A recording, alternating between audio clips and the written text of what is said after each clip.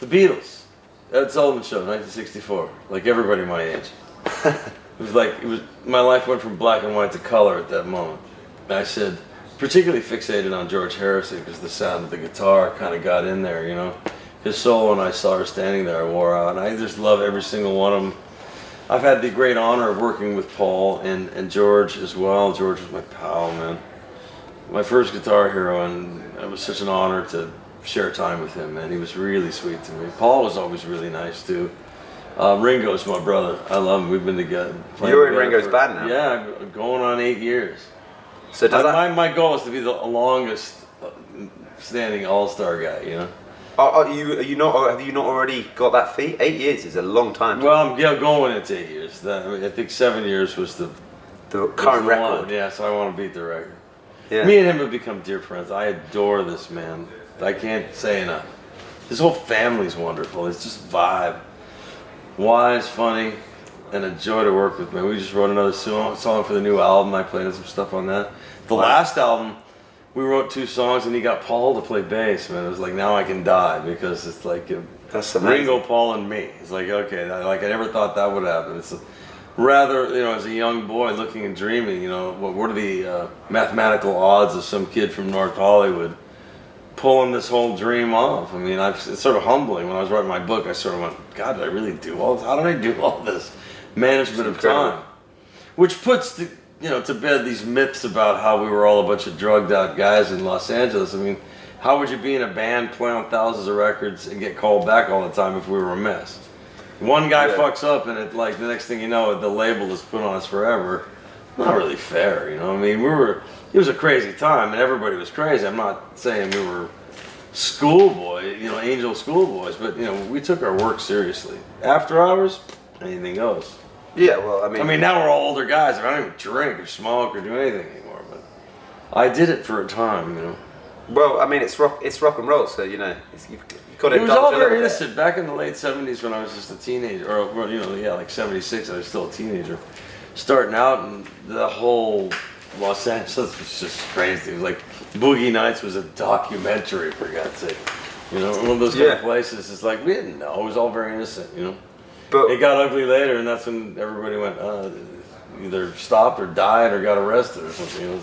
But I wanted no part of either one of those 3 options. So, but the level of musicianship that you guys got to, you know, like lots of other bands indulged, probably, you know, equally or in the same way. I don't know. Oh, they were a lot worse than us. But they didn't play as good. You know, well, you know, I have to stand. Our musical training started very young. I was in my first band making money when I was like 11. Yeah. So I mean, there was never a point where I thought there was no way it wasn't going to happen. Yeah. You were putting the time in. I grew up with a handful of guys in North Hollywood, Sherman Oaks, which was, you know, the Picaro brothers, Michael Landau, famous guitar player, you know, Mike Francis, we were 12 years old, John Pierce, all these guys that from our little neighborhood, we all had this lofty dream, and everybody pulled it off. I mean, what are the odds of that? So you just have to have this motivation, like it can't, there's no way it's not going to happen. Yeah, that's what I was about to ask. You can't go, well, I'll fall back and become an accountant if this doesn't work, or a hairdresser, or whatever the hell you want to be. We were so focused that we started studying music like when we were in our early teens. Like thought, oh wow, we have to learn this skill if we want to be in the studios or anything like that.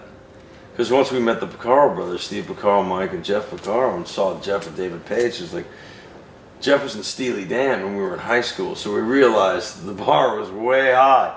So we were studying to be at that level, or to try to get to that level. So we were obsessed with music. I mean, we used to cut school to study music. You know what I mean? It was like there was no way. I mean, we buried ourselves in it. And because, you know, Los Angeles was booming, and because we knew people living in Los Angeles, something like Jeff was like already a legend at that point. So being around him and him turning me on and introducing me to all these wonderful people that are now my, you know, 43-year-old friends or whatever, that helped me get started, it was a great time. There's a lot of money and a lot of stuff was going on in the studios. Now it's like crickets. Yeah. All the studios are gone. There's no budget to hire guys. The studio musician era is done. There are a handful of guys that do stuff from their own home studio and they share files and FaceTime. But the days of showing up not knowing what we were going to play, who we were going to play with, you know, and anything could happen or over. It was really a challenging, wonderful time in my life. You know? And there's no, there's not no magic, but that magic of live. You know where you can tell? You know where you can always tell? The fade outs of songs. This is where we used to really open up and do the stuff that. And you kind of wish that they lasted longer. We used to longer. jam and stuff like that. Go, well, we got the tune, let's keep playing. Jeff would just keep playing. We started. The obvious one's Rosanna, isn't it? And they keep but for sure. But that was the way we did everything. That's the tip of the iceberg. They'd fade it out, but sometimes they faded out the coolest stuff. Yeah. Because there was only so much time on vinyl you could get. You know, so a lot of stuff that should have been there didn't make it. But we always played for keeps, you know. And so you can't program that. Is my point. No, you can't. And there's something kind of like mystical when you get players who are really good, and especially guys who get on, because you guys are all mates. If you're all together playing, and you can't create that vibe with computers. There was about 20 or 30 of us that did all the records that came out of LA from probably 1975 to 2000. At least one of us was on it. Yeah. That's the whole joke about this yacht rock shit, which is they came up with some stupid name. All that was to us was going to work. We got hired to play on all those guys' records, and now 40 years later they call it this. You know, we're going to be in Family Guy. The yacht rock I'm going to be a Family Guy character in a yacht rock episode, which is the coolest thing in the world. Is that happening? Yes. That's this awesome. season. I saw it. That's so It's funny. not out yet. It's going to be out this season. I was a South Park character a couple times. We were a South Park character. You guys have I've noticed that you guys have a good, you have a good sense of humour. Oh, come on, look at me. It's like, how can I not have a good sense of humor? it's like, but you guys play like really, sophisticated music. Well, but then it's like there's a lot of layers. You don't take yourself too seriously as well, which is a It's good like, thing. people try to play our songs and then they realize there's a lot more to it than there's a lot of stuff underneath here that makes it all sound like the way it does. One part taken out of context is maybe sounds simplistic, but with all the other elements, it's like this gumbo of musical styles that creates this thing that we don't even talk about. Yeah, and like you talk to people who know their stuff, or like rock players or pop players or soul players of a younger generation, and like they will be like, Toto are dope. Really? Yeah. I know the press hates us. You talk press. You talk to a drummer like there are music colleges here in the UK, like whole colleges of people, and everybody's like, "Can you play Rosanna?" Everybody's like, that's the type of legacy. When we cut that track, we never rehearsed for records. We just show up who's got a song. So that was the first song we cut for Toto Ford. Paige came in with the song. And he started playing a Bo Diddley group. Dun, dun, dun, dun, dun. And Jeff goes, nah, man, we've been listening to Babylon Sisters and Fool on the Rain. It started out as a Bo Diddley thing, and then Jeff started playing the famous groove that it is now.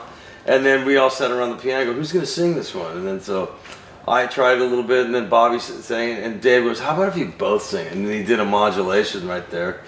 Hungate, I think, our bass player wrote out a quick little chord chart, and we started jamming it. Second take is the record. The whole end vamp was never discussed. We were supposed to end da da da da. And then Jeff broke it down into a second line New Orleans thing, and we just we're jamming. Perfect example of what I just mentioned to you as far as stuff we do when we knew we had it, and we were just going to jam for another 5 minutes, thinking, man, we probably won't keep it, but let's have some fun because we love to play. And it turned out it was this magical little thing. We said we got to keep all that. Yeah. So we did, and. As far as I'm concerned, people go, they all think, Africa Band or whatever, which is the weirdest song we ever did, and one that I never thought in a billion years would ever get any traction. We buried it on this last song on the album. We loved the track, and it was a wonderful production experiment, but then the lyrics came in at the end because we cut the track first, and we're all kind of cracking up, going, we're from North Hollywood, for God's sake. But people are going to eat us alive. They're going to go, what the fuck are you guys doing singing about Africa? And at the time, we'd never been. We've been since, and it was great. But, we didn't do it like that. It was just like poetic license. David took, Serengeti, put all these crazy words together. And we just kind of cracked up. It's a great track. It's a loved track. Who knew?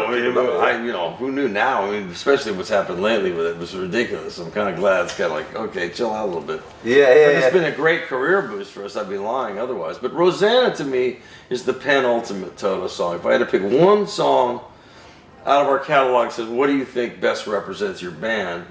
I would pick that one based upon the fact that everybody shines.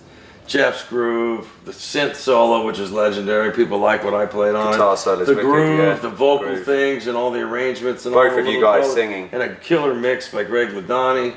And you know, it's really like we all shine, so that's who we are. So that start there and then move around. A lot of people that only know our biggest hits, some may love those, some may hate them, but there's a lot more depth to our stuff. A lot of people come see us live and go, wow, I had no idea you did that song. I didn't know you guys played like that. The casual fan, I mean our real old fans, they know what we do and they want to hear all the old weird shit, all the album cuts, you know. But I mean, I got hooked in live. I saw you guys, I've only seen you guys once, but I saw you guys live at the Royal Albert Hall last year. Ah. Then after that, I was just like, went back, listened to all the records and everything. And people talk about Toto 4. I mean, obviously that is well, that was album brilliant album. Yeah. But what about the first one? You know, like Girl Goodbye is pretty out there for like, I think it was 1977 first record. We cut it in '77, yeah. So like that's I was 19 years old. That's like really, you know. Well, have you heard the new remastered version? We remastered the first, well, all the albums, but the first 3 albums really needed the most work because we had to shove all this stuff into vinyl. So they cut the volume, the top end, the low end to fit it on the vinyl. Now we were able to open it up, and it sounds remixed, but it's not. Elliot Shiner did it with us, who infamous for the Steely Dan records, and Gavin Larson and Reuben Cohen, all multi-Grammy award-winning mastering guys, and we spent meticulously time from the very first album to all the Sony records, from in chronological order. It's like, this is your life, and we made it sound great, and so I'm really proud of the way it really sounds like you hear parts you've never heard, and the bottom end, and yeah, I've seen that. So the first album sounds a lot more refreshed, is my point. And you've just released everything, haven't you? Re-released. Yeah, we just did a big box set. Now we re-released due to popular demand. Awesome. That was a limited edition, and we stopped, so it's a collector's thing. But by popular demand, being that there's a whole 10-song new record in there, well, there's just a CD only at a much less price, you know. And now that's just come out. It's wailing, so. Awesome. And you can get those. You can get them for as long as they last, but they'll probably reprint them if we sell them all out. So far, so good. You know? Well, yeah, I mean, all of those records, you know, like obviously you talk about Toto and Toto 4, but there's some great stuff. Like there was a track Lion that you played. Yeah, we're gonna do that tonight. I mean, that sounds. Are you coming to the show? Wicked live. We're gonna come to the Luca show. Great! To do my son's band's up there. Awesome. Yeah, my son and Mike Baccaro's son have a band called ZFG with the drummer from One Direction and the singer Jules. They just found as a killer. They must be awesome. Sort of like Earth, Wind and Fire meets Aerosmith. That sounds like a 4-piece rock band, but they got some funk to it and really hooky stuff. Real proud of my kids. Sorry, I had to give you a hype. One thing I actually wanted to ask you was, so Toto, obviously you've been a solid force in Toto throughout all the guitar players. I'm the only guy that's been there from day one and never missed anything. I never missed anything, exactly. And then there's, David Paich, songwriting genius, and Porcaro brothers. One area, and you go into this in your book, where things have struggled a little bit from time to time, is vocals. We had guys, man. Well, the thing is, we'd make these records, and in all fairness to the singers, I mean, David wrote these songs probably a couple keys too high, because in the sound of this early, when our first album came out, the high tenor thing was really happening. You had Lou Gramm, Steve Perry, and all these other guys. Yeah. Actually, Perry came afterwards. But that whole era was like, we need a high tenor singer and a big rock band. It was that. Why didn't keys get lowered? Was it because, Because we didn't think we'd be playing these songs 43 years later. It was the sound, and we worked real hard on them, so they weren't like first take vocals. Those were really meticulously worked. In many cases, doubled. Like our heroes, the Beatles, always doubled their vocals. Yeah, and they're a great singer. It just has a sound. It makes it sound. It makes it sound cool, man. You double your background vocals so they sound twice as big, and everybody does this stuff. So. But one thing I did notice was that in your show, like the show that I saw last year, that your current singer, and I know he was in the Joseph band. Williams. He was great. Yeah, he was with us for like 2 multi-platinum records, and he's also a childhood friend. Yeah, and he sings better than ever. I feel like he is the Toto. He's our guy. Singer. He's our guy. I mean, no disrespect to Bobby Kimball, who did Bobby great parts great. in the 80s. Bobby has a great sound to his voice, and he's a lovely guy. It was just a little bit too much for him to continue to do that night after night, and there were some other issues, but there's nothing but love. I have nothing bad to say about Bobby. There was a moment that was a little tense, but we're fine. We saw each other hug, nothing but love. Yeah, yeah, exactly. You know what I mean? I don't that's wish good. anybody, That's but good you know, to hear. he couldn't do it every night, so it got really hard to have somebody singing that wasn't singing well. Yeah. For whatever reason. Not all of it was his fault, and some of it was, but what am I going to say about this? Joseph just was a great fit. I mean, it's more about the he positive grew up, vibes his father's Joseph. John Williams, the famous film composer, so he grew up musical families like everybody else did, except for me, oddly enough. But it just felt right. I didn't want to do it again without him. Because the reason why we took a hiatus, and Mike McCall got ALS, which is, he passed away from it. It was brutal. It was the most brutal 7 years to watch in my whole life. It was cruel, insidious disease. And you don't even know how you get it. It's just bad luck of the draw, or DNA thing. Nobody really knows where it comes from, all these weird neurological diseases. But we got back together to help him, and I said, I'll do it. David and I talked, David Page. I said, well, I'm in. Of course I want to help Mike, but we got to get Steve Picaro back, and Joseph has to sing. So at least our childhood friends are getting back together to do this. And at the time, Simon Phillips came, and Nathan East sat in with us. And Yeah. then we had Leland Sklar, who's a lifelong friend. And, now we have another guy, Sham, who's doing it. And, so it's really like the frontline guys, me, Joe, and Steve. And Dave, who's not well enough to tour now. He's had some medical issues, so we have this great guy, Xavier Talpin, who used to play with Prince in his last band. He was in the Snarky Puppy, Ghost Note guys, all those genies sung. He's a 27-year-old mega talent who just goes out and roasts, and David, is still in the band, but he just can't physically tour anymore. I saw him a couple days ago. But it's okay, this band has always had roving guys come in and out, back, leave, come back, whatever. And it seems to work. We lost Mike and Jeff. That was a tough hit, man. Yeah. Two brothers. It's from different, random, crazy stuff. And it's great to see that you've, because judging by what you wrote and, judging by what you're saying, there have been some tough times. It's great to see you on top form, on the road, doing what you love, doing what you're born to do. Thank you, man. Like I said, we toughed out the tough years when when it was, we were making it, but it was tough. It was smaller buildings, pushback from all this. And I said, before I die, I believe this can work. And so we self-managed. I kind of run that aspect of things with the staff, and of course I include decision making with all the guys. But we had all these big time managers that kept screwing everything up and saying, no, sorry, you can't do this, and I didn't believe it. So once I got a hold of the reins and I started making calls to all my friends that I've met over the last 43 years, I found out that you can make it happen. You just got to not take no for an answer. Yeah. So I put all my time and effort into this, and we got lucky with this little resurgence of Africa that happened by accident organically, and we just taken a ride. Meanwhile, I got all these kids coming out to see us, and they realize that they like our band, so we're getting like 12 million streams a month. We're over 1 billion. On Spotify. All of our stuff. It's not just Africa, it's all of our records. Yeah, as in, on Spotify. Obviously Africa gets the most, but go ahead. I mean, on Spotify you compare, your listening figures compare to those of the Stones, the Beatles. No, Beatles got 2 billion, man, come on.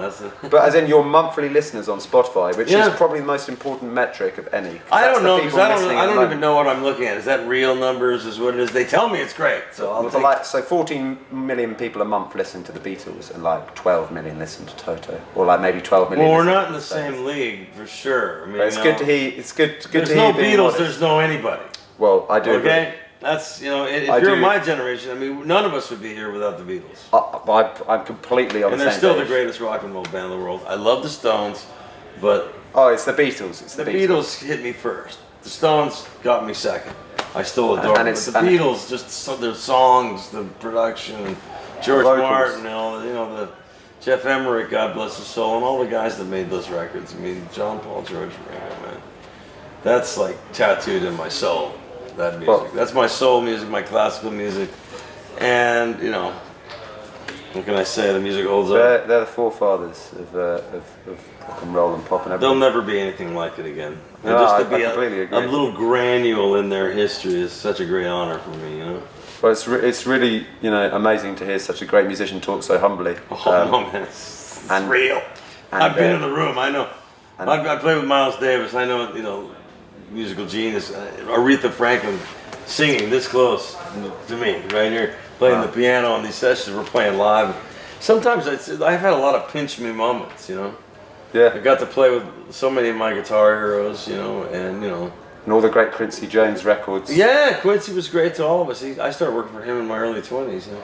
And Thriller and all of that. Pals. They did all the Thriller stuff and all of his stuff. And that was a great to be a part of some of the biggest selling albums of all time. Even though they never put us in the documentaries. They never mentioned our names. They never say nothing. It's like we had a big part in a lot of that. You know, we came up with our own parts. We gave a lot of ourselves to it, but for some reason, all these documentaries. I've lived in Laurel Canyon for 45 years, man. 43 years, man. I haven't seen some of these people in that movie ever in Laurel Canyon. Oh, what is that? The new one? Yeah, it's I know. It hasn't got great reviews. I haven't seen it. I love the idea of it. I love all the musicians that are in it, but a lot of them never lived in Laurel Canyon. They visited, but some of the guys live there their whole life that aren't trendy. Yeah, it seems like looked over. Man, we always get rap fucked. I mean, even in the Michael Jackson documentaries, Spike Lee's thing, the Quincy documentary, the other people's documentaries and other bands like that. We played on all these records and like they mention everybody but us. But isn't I'm not so bitter cool? about it. I'm just going. We laugh at it now. We're going, oh yeah, right. The redheaded stepchild of rock and roll. But I don't understand why that's the case, because it's kind of like cool to know that like, oh, that was like. The guy from Toto. The guy who co-wrote my book, Paul Reese, a lovely guy, who helped me put it together. And he used to work for Q Magazine. He told me the Q Magazine would not allow any of the writers to mention our name. Same with the other UK press, you know.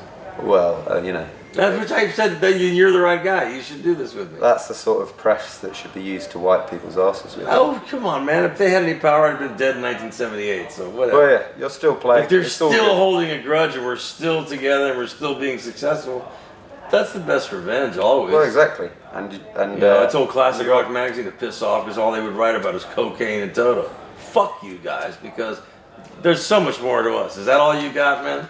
Your little tabloid headlines to go, ooh, look at those guys, when 1,000 bands were worse than us. Yeah. I don't need to take their shit. They don't mean anything to me. They haven't helped or hurt my career. But the best part is, I think that Toto have never really been stronger, like in the studio. Yeah, but it was organic. We worked hard for this. So I mean, but you guys have done it without having to like, you know, use the media machine, really. Do you know what I mean? Well, you've taken the reins and you've got your own never fan helped base. us from day one. There was a big misunderstanding. One of the greatest moments of my life, man, was like having to make excuses for being a studio player. Like that's something to be ashamed of, you know. They don't realize that all they gave us was a piece of paper with some chord symbols on it. We didn't just sit there and read the notes. We created our own parts on everything we ever played on. Yeah, we could read music and there was little bits and pieces, but there was basically a blank canvas with some sketches on it. Go, make this a painting. That was our job. We did it 4 times a day, 6 days a week for 20 years. And we took shit for it. How many rock band musicians can do that? On cue, under pressure, with the red light on, no rehearsal, no demo, nothing. Didn't even know who we were going to play with. Sometimes didn't even know who the artist was, which is how we ended up on all these like interesting, right? Barbra Streisand and, you know, strange. They go, well, how did you guys get on it? Because we didn't know who the artist was. But we took the sessions and they were wonderful experiences, man. Barbra Streisand can sing her ass off, man. That was like 2 feet for me. But it's a lot of versatility. And she was great, you know. I mean, like, could I say? I called my mom. I said, "Mom, I'm with Barbra Streisand." She's like, "Oh my God," you know. And I thought it was a thrill. I mean, I don't have any ego. I'll play any music for anybody. Yeah. You know, but you know that was a wonderful time in music, but it's just not there anymore. It's gone. Well, I think it's great that people who are getting into Toto, and a lot of people are getting into Toto. I mean, when I die, I might get a little respect. Yeah. That's funny to me. Well, By the way, the dirt nap's coming a lot sooner than it was when I started. I can tell you that. Well, you know, I think you guys will continue. Like the respect will go up and up. Well, thank you. Are you guys in the Rock and Roll Hall of Fame yet? No, that ain't ever gonna happen. Same reason. You know. See, the Rock and Roll Hall of Fame is not based on stats. It's based on taste. And yeah, of course. And the 6 angry people that decide what that is, and then they send the votes out. See, before the real people who vote, there's this room full of guys that go, yes, no, yes, no. Art is subjective. How do you say, it's like saying who has the prettiest wife. You know what I mean? Everybody thinks their wife or their husband is the most handsome or beautiful person. I mean, it's artists, true. I love this painting, I hate this painting. I love this band, I hate this band. I like this, you know. It's your right to feel that way, but just to cherry pick yes and no when there's guys that really did make a dent in terms of the worldwide consciousness of some of the bands that they like and the people they like. Yeah, some people have been inducted already who may or may not have managed to without some of Well, I your love how they guys' play. dig these guys out of like 1952 just to act like they're Bit more really into historical. the music. Yeah, I said I bet you they've only heard one song, and Yeah. they're just having their record collection to make it look cool, hipsterville, you know. Yeah. But you know that's okay, man. I'm just sounding like an asshole. I'm not bitter about it. I laugh at it now. I go, okay. Yeah. Because I don't have to, you know, after 43 years, I don't have to prove anything. I mean, there's a million guys that play better than me. That's not the point. It's just having a long, sustained career. I've never been out of work in 45 years, whether people like this or not. People would hire me and hire the guys in my band to kind of come up and back cleanup sometimes. I've had to sign non-disclosures saying, you didn't play on this, but you did. Yeah, well that So can I be the can't. way. You guess. Players. Well, Unobvious things, too. Interesting records, like punk records and shit. really? Oh, yeah. Well, Cats I'd get in there, love to see the find red out what light, those they are. can't play eighth notes in time, you know? But that's true. Yeah, a lot. So you'd never know. There's not any signature shit in there, but there's stuff that I did that shall remain nameless that I can't talk about because I get sued for $1 million or something. I bet there will be because there are some serious like Toto hardcore fans. From what I gather. Well, you And, know, I mean, I they've bet- kept us I bet- alive. I bet Thank some you of those guys guys out there can for tell keeping anyway. me and my family alive. I do appreciate that. I bet they can sort of tell. But anyway, Luke, it's been a real honour. Thanks very Oh, much. thanks, man. Is that it? Okay. It is indeed. Any last And, things you want to ask me that you've always wanted to ask me? I'm sitting right here. For this series, I faked all my orgasms, okay? I'm just you can cut that part out. Anything you want to ask me? we'll have to keep in. What I do want to ask is for this series, we're asking all the acts we've done, like Verdine White. Sure, Verdine. I love Verdine. I worked all with sorts those of records. people. I want you to name, just off the top of your head, a few Toto records that aren't Africa and Hold the Line and Rosanna. A few deep cuts that people should go out there and listen to. Whew, you're talking about 400 songs here, man. In no particular order, I guess.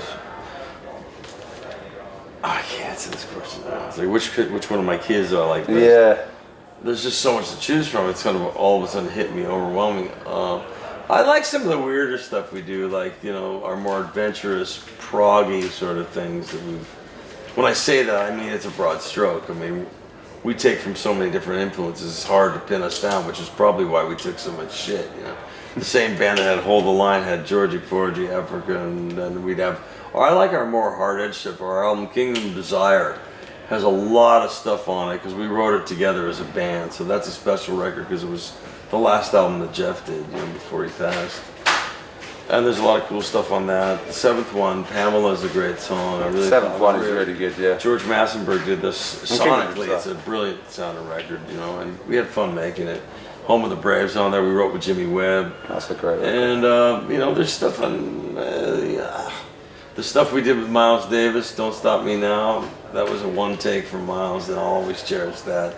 That's more of the jazzy thing. I don't know. We've had other songs like Fallen in Between, which is something that could easily appeal to like a prog metal band. If you just blindfolded them on it, they would never guess it was Toto. I like the stuff that makes people go, that was you guys? Really? I didn't know that was you guys. Yeah. They just equate us to Africa, Rosanna, Hold the Line, and some of my ballads, And beyond that, they're like, if they judge our whole career on those 5 or 6, 7, top 10 hits or whatever we've had, that's not a fair representation of who we are. No. It's a part of our thing, for sure.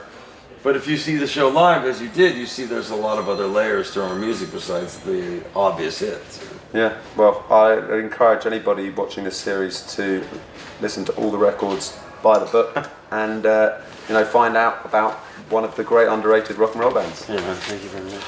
I'll show you that. It's all right. Do it after the interview.